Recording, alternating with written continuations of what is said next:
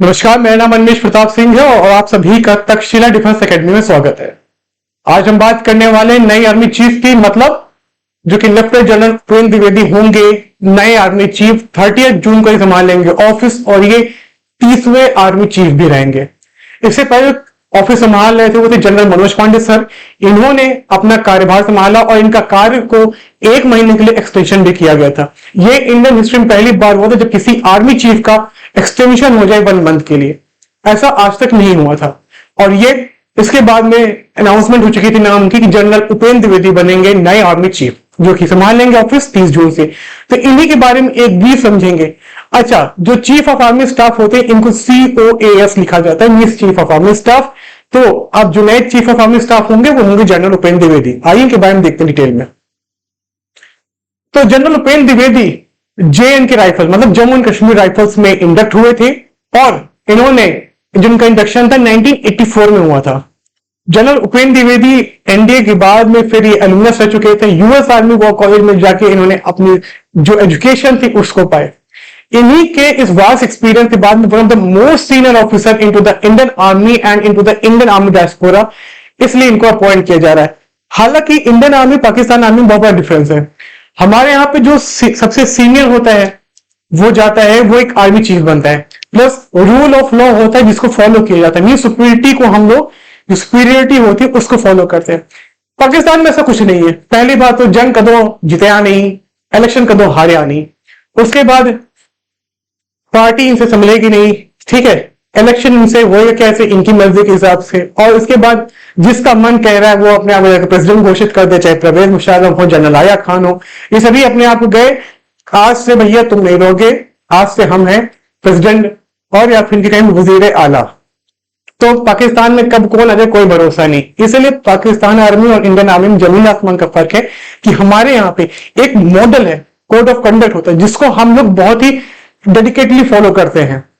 Loop hole सब जगह है, लूप होल की बात नहीं करेंगे और अन्य ऐसे इंस्टीट्यूशन में लूप होल नहीं होते। जहां पे डिसिप्लिन सबसे बड़ी इंटीग्रिटी होती है उसको फॉलो करते हुए आर्मी अपना काम करती है। अब इसी का सबसे बड़ा जो एग्जाम्पल है जनरल उपेंद्र द्विवेदी है, अब जो अपना ऑफिस संभालने वाले हैं। इसके बाद आगे बढ़ते हैं। जनरल उपेंद्र द्विवेदी के बारे में अगर बात करें, general Upendra Dwivedi northern command का एक लोगो है, ठीक है। General Upendra Dwivedi, lieutenant general Upendra Dwivedi northern command के GOC रह चुके थे, मतलब जनरल ऑफिसर कमांडिंग। और उसके बाद और ये सबसे पहले भी IG रह चुके थे असम राइफल्स के। एक बार और क्वेश्चन आ चुका है कि ऐसी कौन सी पेरेंट फोर्स है जो कि BSF और जो कि पैरामिलिट्री में भी आती, बट उसका देख रख रखाव और जो रैंक स्ट्रक्चर है वो डिफेंस के होता है और जिसका गाइडलाइन है वो फॉलो होता है होम मिनिस्ट्री के अंडर में। तो वो असम राइफल्स का आंसर था और असम राइफल ही सबसे ज्यादा पुरानी पैरामिलिट्री फोर्स है। इस बात को भी आप लोग ध्यान रखिएगा। फिर आगे बढ़ते हैं। अब बात करते हैं जनरल उपेंद्र द्विवेदी की साइटेशन के बारे में, क्योंकि वो तो जनरल उपेंद्र द्विवेदी का जो करियर है बहुत बड़ा है। General Upendra Dwivedi cyber warfare को भी लेके काफी प्रमोट करते हैं कि इसके लिए भी हमें आगे बढ़ना होगा। इनके पास में टेक से भी US आर्मी वॉर कॉलेज से पढ़े हुए एलुमनस रह चुके हैं और काफी जगह पे इनको डिस्टिंग्विश फेलो भी प्राप्त हुई है। अब इनके साइटेशन के बारे में भी देखता हूं। इस साइटेशन से भी आपको भी अंदाजा लग जाएगा कि जब ये साइटेशन या जब ये डेकोरेशन, जब कोई आर्मी ऑफिसर आपके सामने आ रहा है तो आप इससे क्या क्या अज्यूम कर सकते हैं उन्होंने कहां कहां सेवा दी हुई है। तो सबसे पहले जो साइटेशन है, अभी ये साइटेशन आप देख रहे हैं, ये है PVSM, ये है फिर AVSM मीन्स अति विशिष्ट सेना मेडल, ये परम विशिष्ट सेना मेडल, और ये है आपके सामने जब एक लॉन्ग सर्विस कंप्लीट करते हैं कोई भी आर्मी चीफ, उसके बाद में सर्विस के मेडल होते हैं। ये हाई एल्टीट्यूड का मेडल है। ये जब कोई आर्मी पर्सनल जब विदेश सेवा से अपनी सेवा देते हैं तो ये मेडल उन्हें मिलता है। ये 75th इंडिपेंडेंस डे का मेडल था। ये 50th इंडिपेंडेंस का मेडल होता है। ये आपके सर्विसेज मेडल है सारे। और जो इसमें सबसे बड़ी बात है, ठीक है, ये 20 ईयर सर्विस का होता है, ये 14 ईयर सर्विस का होता है, 9 ईयर सर्विस का होता है। और ये जो मेडल आप देख रहे हैं ये है UN में जब पीस कीपिंग फोर्स गई थी, ये सोमालिया के लिए मिला था, मतलब UNSOMS, मतलब जब UN पीस कीपिंग फोर्स गई थी सोमालिया में तब जनरल उपेंद्र द्विवेदी भी थे उसमें, ये मेडल उनको तब मिला था। बाकी के जो मेडल्स हैं ये स्पेशल सर्विस मेडल होते हैं और ये आपके सर्विस मेडल्स हैं। जो आपको मेन मेडल थे, जैसे कि आप देख सकते हैं ये वाले, ये आपके हो गए स्पेशल सर्विसेज के, ये विदेश सेवा मेडल है, ये हाई एल्टीट्यूड मेडल है, ये परम विशिष्ट, ये एबीएसएम आप कह सकते हैं अति विशिष्ट, और ये यूएन में जो पीस कीपिंग फोर्स थी सोमालिया में। तो जनरल उपेंद्र द्विवेदी का करियर देख सकते हैं कि एक यूएन पीस कीपिंग फोर्स से, मतलब इन्होंने बाहर में अपनी सेवाएं दी हैं, विदेश सेवाएं भी दी हैं, जिसके बाद में इनका इतना बड़ा डिस्टिंग्विश सर्विस रहा है, जिसके बाद में यूएस आर्मी ने इनको एक डॉक्ट्राइन डिस्टिंग्विश फेलोशिप भी दी थी। तो इस एक वास्ट करियर के साथ में जनरल उपेंद्र द्विवेदी बन चुके हैं भारत के आने वाले नए चीफ, जो कि कमान संभालेंगे। इसके बाद में क्या है आप ये देखिए, आप जब भी आप लोग एसएसबी देने के लिए जाएं, तो आपके सामने अगर आप नेवल एसएसबी के लिए जा रहे हैं या फिर आप आर्मी एसएसबी के लिए जा रहे हैं, तो जाहिर सी बात है कि आप सोचेंगे कि आपको आर्मी का स्ट्रक्चर, रैंक ये सब याद कर ले। बट आज के समय में जरूरी है कि आपको सभी की रैंक स्ट्रक्चर याद होनी चाहिए। अगर आप आर्मी की एसएसबी जा रहे हैं तो आपको नेवी और एयरफोर्स के बारे में पता होना चाहिए। अगर आप नेवल एसएसबी के बारे में जा रहे हैं तो आपको एयरफोर्स और आपको आर्मी पता होना चाहिए। और अगर आप एयरफोर्स एसएसबी के लिए जा रहे हैं तो आपको आर्मी और नेवल एसएसबी के बारे में जानकारी होनी चाहिए, प्लस सारे सर्विसेज चीफ का, प्लस हमारे जो सीडीएस है उनका नाम पता होना चाहिए। ये सब बहुत बेसिक क्वेश्चन है। और जब एक डिफेंस एस्पिरेंट जब उस जगह जाता है, एक ऐसे पैनल सामने जब बैठता है जो कि 5 दिन का इंटरव्यू जब फेस करता है, और आपसे जब ये बेसिक क्वेश्चन पूछे जाते हैं और आपके सामने उसका कोई जवाब नहीं है, तो ये अपने आप में एम्बैरेसमेंट होता है। क्योंकि आप किसका ऑर्डर फॉलो करेंगे? President of India. प्लस आपको कमांड कौन करेगा? आपके सीनियर्स करेंगे। और आपको अपने सीनियर्स का जो सब सुप्रीम है आर्म फोर्सेस के प्रेसिडेंट है, उसके बाद जो आपके चीफ है उनका ही नाम नहीं पता है आपको, तो क्या मतलब है? तो ये आपको बेसिक है, कम से कम ये भी आपको दिखाएगा, आप कम से कम अवेयरनेस आपको अंदर तो है। तो ये आपके सामने रैंक स्ट्रक्चर था, lieutenant, captain, major, lieutenant colonel, colonel, brigadier.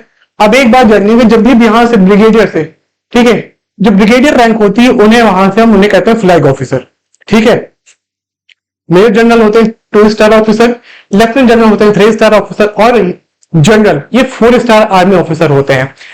India में सिर्फ 3 ही मतलब मिलिट्री सर्विसेज ही ऐसी सर्विस होती है जिसको जो उसके चीफ होते हैं उनको 4 स्टार रैंक मिलती है। अदरवाइज जितने भी चीफ होते हैं वो 3 स्टार तक की रैंक होती है। चाहे आप कोस्ट गार्ड की बात करिए, जो अभी जो कोस्ट गार्ड संभाल रहे हैं, ये आज आपके लिए क्वेश्चन है कि इस समय कोस्ट गार्ड के डीजी कौन है?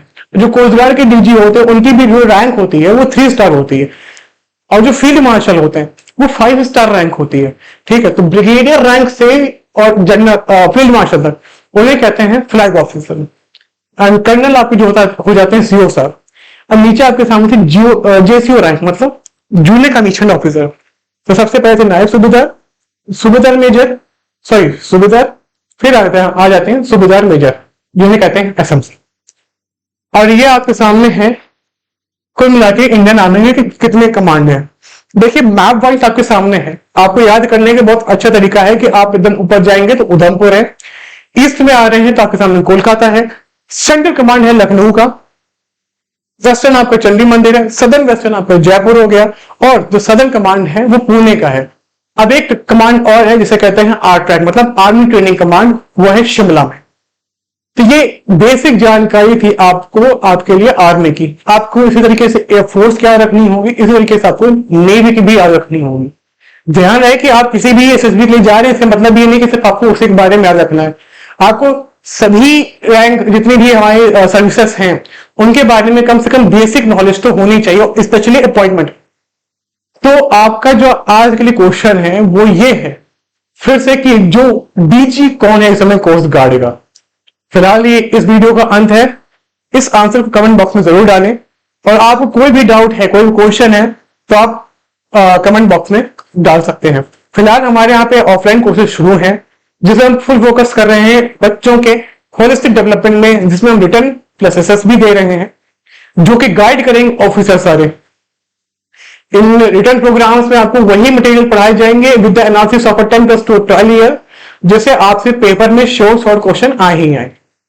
तो प्लीज आप अगर पढ़ना चाहते हैं, इंडिया की फुल तैयारी करना चाहते हैं फुल फ्लेज में और अश्योर करना चाहते हैं अपनी सीट, तो दिए गए नंबर पे कॉल करें और हमसे डायरेक्टली आप रीच आउट कर सकते हैं। तब तक अपना ध्यान रखें और इस हीट वेव में भी थोड़ा सा सावधान रहें। फिलहाल जय हिंद, जय भारत।